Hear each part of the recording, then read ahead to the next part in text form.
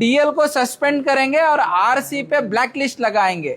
Uber వాళ్ళ పరిస్థితి ఎలా అయిపోయిందంటే, అంటే వాళ్ళు ఎంత డిమాండెడ్గా రైడ్స్ వస్తున్నాయంటే యాక్సెప్ట్ చేయడానికి కూడా వీలు లేకుండా అయిపోయింది. హై డిమాండెడ్ అయిపోయింది. 10 కిలోమీటర్లు కూడా 500 పే చేసే రేంజ్కి వచ్చేసారు. ర్యాపిడో ఆఫీస్ ముందైతే రచ్చ చేసి పడేస్తున్నారు. అసలు వాళ్ళు ఇచ్చిన స్టేట్మెంట్ ఒకసారి చూడండి. 3 महीने तक इनकी गाड़ी सीज होगी, इन पे बहुत बड़ा जुर्माना लगाया जाएगा। जो भी व्हाइट प्लेट गाड़ी में कस्टमर उठाता है उन सबको सावधान।